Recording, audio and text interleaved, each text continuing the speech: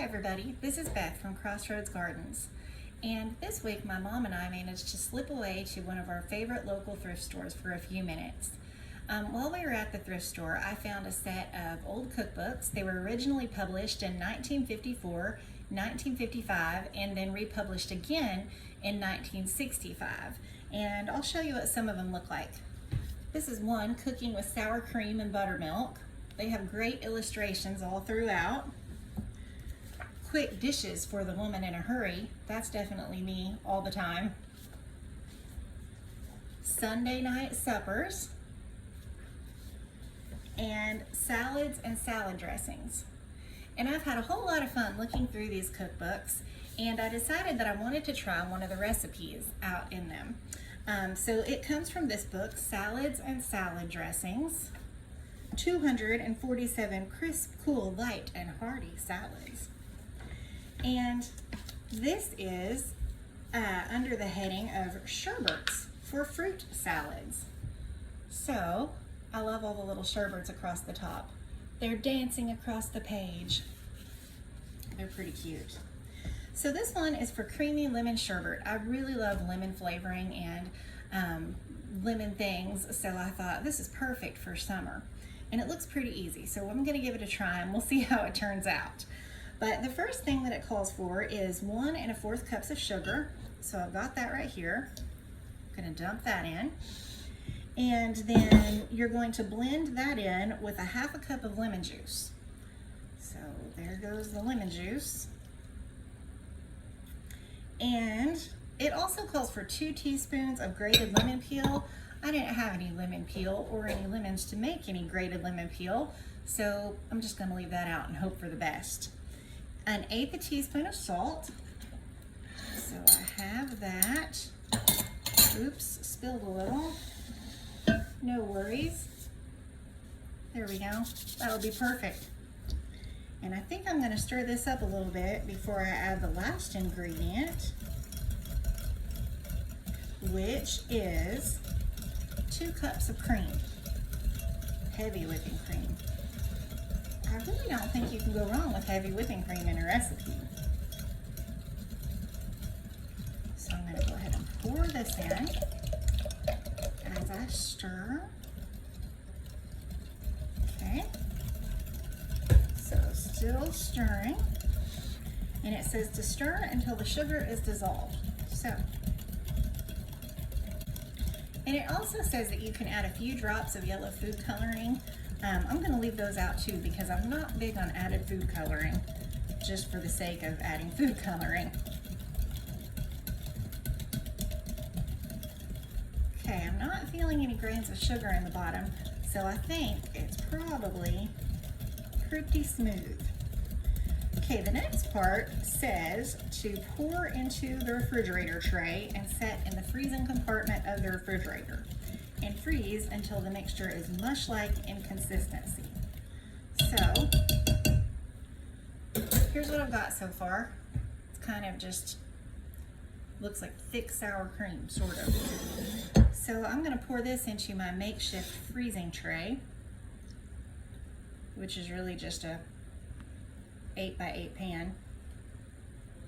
And I should have grabbed a spatula. Let me grab one.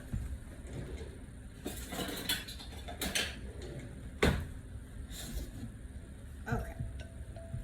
Now I can get everything out of the bowl.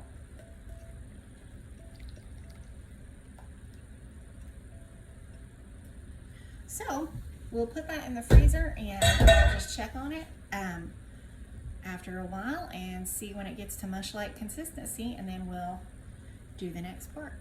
It's been about 2 hours and I'm gonna say that this is pretty close to a mush-like consistency.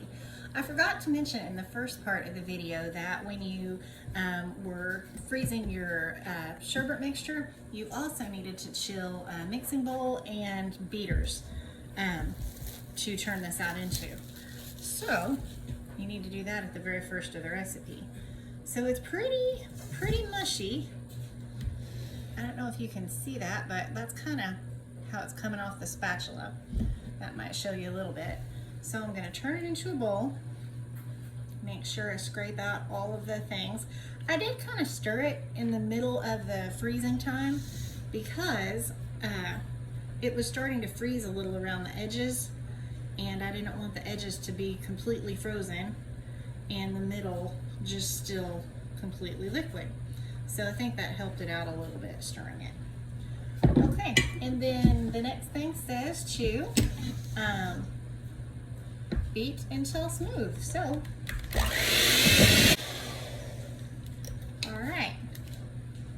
It seemed pretty smooth to start with to me, so I'm not going to beat it very long.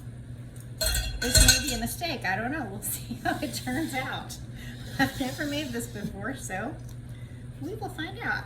And then it says to pour it back into the freezing container and put it back into the freezer until it is firm. So that's the next step.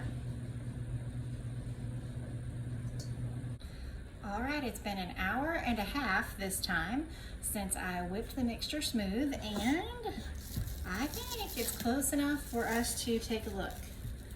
So this is how it turned out. You can see it's set pretty firmly, and I'm just going to try to scoop a little bit up. Oh, it's still kind of a soft set, but that's kind of how it's turning out. I think probably once it sits overnight, it'll be even better. And let's see what it tastes like.